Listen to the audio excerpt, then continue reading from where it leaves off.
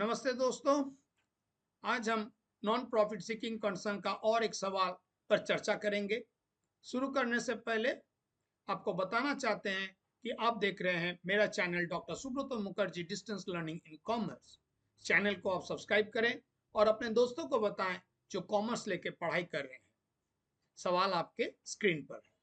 From the following income and expenditure account and the balance sheet of a club, prepare its receipt and payment account and subscription account for the year ended 31st March 2020. Income and expenditure account for the year 2019-20.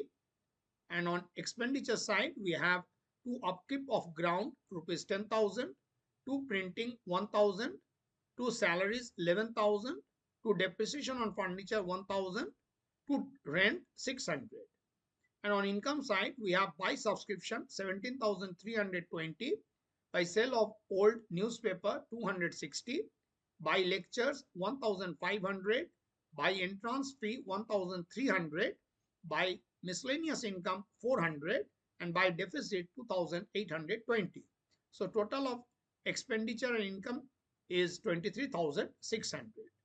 And coming to the balance sheet as at 31st March 2020. On the liability side, we have subscription in advance for 2020-21 rupees 100, prize fund opening balance 25,000, add interest 1,000, and less prices 2,000. So closing prize fund is 24,000. Then opening general fund is 56,420, less deficit 2,820, and add entrance fee 1,300. So closing general fund is 54,900. Furniture 9,000. Ground and building we have on the asset side. 47,000 is the ground and building. Prize fund investment 20,000. Cash in hand 2,300. Subscription outstanding for the year 2019-20 700. So total of liabilities and asset is 79,000. And in the adjustment, we have the following adjustments have been made in the above accounts. Upkeep of ground rupees 600 and printing rupees 240 relating to 2018-19 were paid in 2019-20. One half of entrance fee has been capitalized by transfer to general fund. Subscription outstanding in 2018-19 was rupees 800, and for 2019-20 rupees 700. Subscription received in advance in 2018-19 was rupees 200, and in 2019-20 for 2020-21 rupees 100. हमें इस सवाल में receipt and payment account जो cash book है उसे बनाना है और संग संग हमें सब्सक्रिप्शन अकाउंट भी बनाना है। इसके अलावा वर्किंग्स के लिए अगर कोई लेजर हमें बनाना पड़ेगा तो उसे भी हम लोग बनाएंगे। तो शुरू करते हैं यहाँ पर in the books of a club.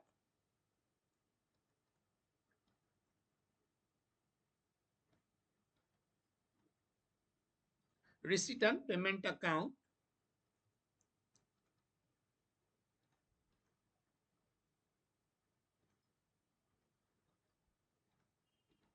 for the year 2019-20. So on the debit side हम लोग को लिखना पड़ेगा रिसीप्ट रुपीज, और फिर ऑन क्रेडिट साइड हम लोग लिखेंगे पेमेंट और रुपीज। संग संग हम सब्सक्रिप्शन अकाउंट भी यहाँ पर लिख रहे हैं। सो सब्सक्रिप्शन में मेरा डेबिट साइड में रहेगा और क्रेडिट साइड भी रहेगा। अब देखते हैं हम लोग और क्या लेजर हम लोग को बनाना पड़ता है। सो सबसे पहला अगर आप सवाल को देखें तो यहाँ पर दिया रहेगा टू अपकीप ऑफ ग्राउंड दिया हुआ है, और संग में इसके साथ एक एडजस्टमेंट एंट्री दिया हुआ है कि 2018-19 मतलब पिछले साल का एक बकाया रुपया था 600 रुपया जो इस बार पेमेंट किया गया है, और प्रिंटिंग के लिए 240 रुपया पिछले साल का ड्यू था इस साल में पेमेंट किया गया है। तो हम लोग इसको समझने के लिए दो छोटा सा लेजर करते हैं। एक है upkeep of ground,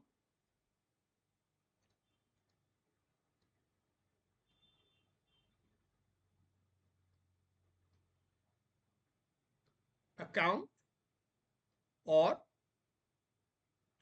printing account. ये दो जो लेजर हम खोल रहे हैं, ये वर्किंग्स के लिए हम यहां पर लिख रहे हैं। सो अपकीप ऑफ ग्राउंड, यहां पर क्या बोला गया है, इनकम एंड एक्सपेंडिचर में 10,000 रुपया और इसका एडजस्टमेंट में दिया हुआ है 600 रुपया। पहले मैं सवाल पढ़ते समय आपको बताया था कि एडजस्टमेंट में दिया हुआ है अपकीप ऑफ ग्राउंड 600 रुपया और प्रिंटिंग के लिए 240, जो पिछले साल का बकाया है उसको अभी पेमेंट करना है। तो यहां पर हम लिख सकते हैं अपकीप ऑफ ग्राउंड में हम लिख सकते हैं by income and expenditure account 10,000 रुपया, और प्रिंटिंग एंड स्टेशनरी में मैं लिख सकता हूं यहां पर by income and expenditure account 1,000 रुपया। नेक्स्ट आइटम क्या दिया हुआ है, सैलरीज। सैलरीज को हम लोग डायरेक्ट यहां पर पेमेंट अकाउंट में लिख सकते हैं। ठीक है, पहले हम लोग लिख लेते हैं यहां पर बाय अपकीप ऑफ ग्राउंड।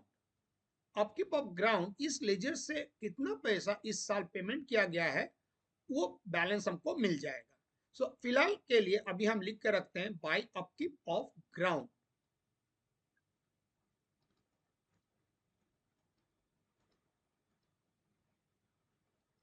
और बाय प्रिंटिंग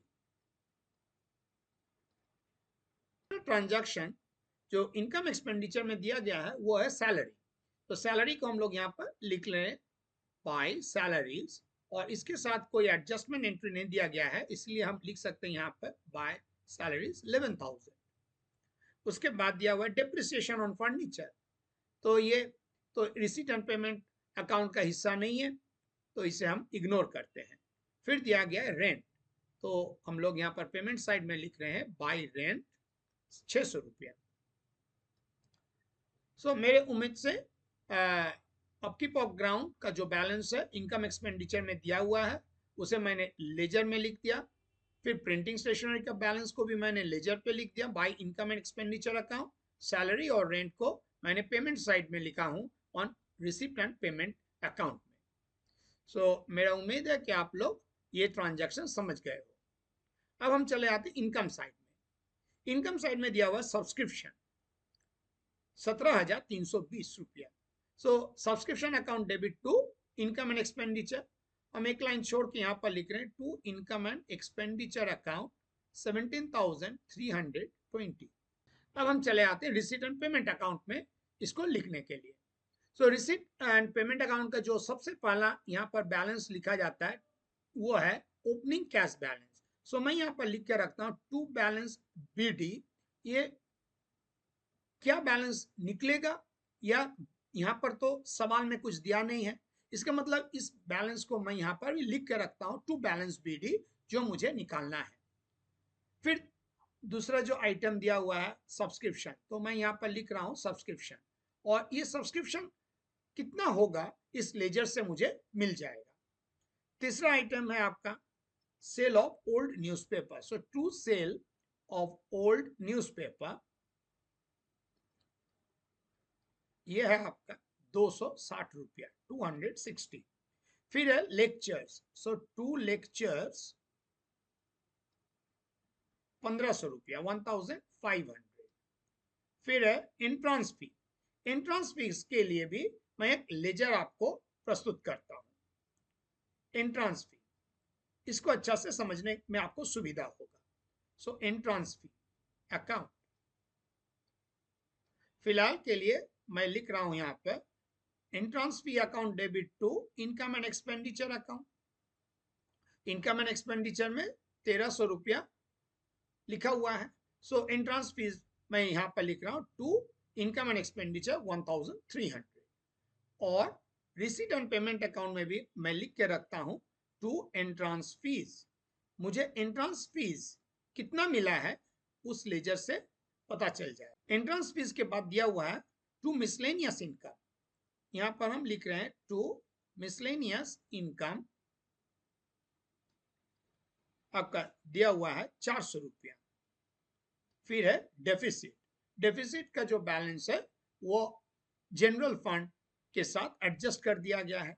सो आप देख सकते हो कि अभी तक जो इनकम एंड एक्सपेंडिचर में जो भी आइटम्स लिखा गया है उसे मैंने either receipt and payment account में लिखा है या फिर इस subscription account, upkeep of ground, printing account या फिर एंट्रेंस फीस में लिख चुका हूं। अब चले आते हैं बैलेंस शीट में। बैलेंस शीट का सबसे पहला आइटम देखिए लायबिलिटी साइड में दिया हुआ है, subscription in advance for 2020-21 is ₹100। सो इस बैलेंस को हमको लिखना पड़ेगा सब्सक्रिप्शन अकाउंट में। ये जो बैलेंस ₹100 जो एडवांस सब्सक्रिप्शन मुझे मिला है 20-21 साल का, उसके कहां पर लिखा जाता है? सो सब्सक्रिप्शन अकाउंट में हमको लिखना है यहां पर टू बैलेंस CD ₹100। इसका मतलब क्या है कि अगले साल का जो सब्सक्रिप्शन है मैंने इस साल में उठा लिया है, मुझे मिल गया है, तो ये लायबिलिटी है। इसीलिए पाई बैलेंस BD ₹100 जो कि लायबिलिटी साइड में लिखा गया है क्योंकि ये क्रेडिट बैलेंस है। जो नेक्स्ट आइटम दिया हुआ है प्राइस फंड। प्राइस फंड देखिए ओपनिंग बैलेंस आपका दिया हुआ है ₹25,000 और उसके साथ में मुझे इंटरेस्ट मिला है ₹1,000। सो इंटरेस्ट जो मिला है मुझे वो आपका रिसीट साइड में लिखना पड़ेगा टू इंटरेस्ट ₹1,000। फिर आपको दिया हुआ है प्राइजेस। प्राइस फंड आपका ओपनिंग बैलेंस है 25,000, उसमें मेरा इंटरेस्ट ऐड हुआ है तो इंटरेस्ट आपका कहां जाएगा? रिसीट में। और प्राइस खरीदा है उस फंड से कितना रुपया का ना 2,000। सो ये ₹2,000 मुझे पेमेंट करना पड़ेगा बाय प्राइजेस ₹2,000। उसके बाद दिया हुआ है ओपनिंग जनरल फंड जो मेरा यहां पर कहीं निकला नहीं है और लेस डेफिसिट एडजस्ट करने के बाद दिया हुआ है एंट्रेंस फी। सो एंट्रेंस फीस इस लेजर में मुझे लिखना पड़ेगा टू जनरल फंड।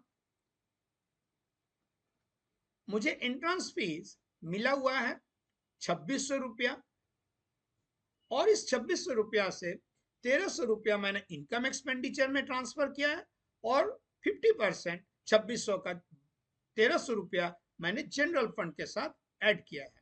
सो कुल मिला के मुझे एंट्रेंस फीस मिला है by cash, that is receipt and payment account में मुझे क्रेडिट करना है ₹2,600।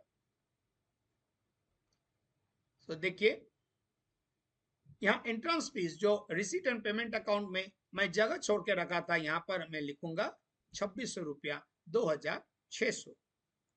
अब चले आते हैं हम लोग एसेट साइड का आइटम सब पे नजर डालते हैं। सो फर्नीचर सबसे पहला आइटम है ₹9,000। फिर है ग्राउंड एंड बिल्डिंग, ये भी फिक्स्ड एसेट है, रिसीट एंड पेमेंट अकाउंट में इसका कोई जगह नहीं है। प्राइस फंड इन्वेस्टमेंट ₹20,000, इसका भी कोई जगह नहीं है। फिर है कैश इन हैंड ₹2,300।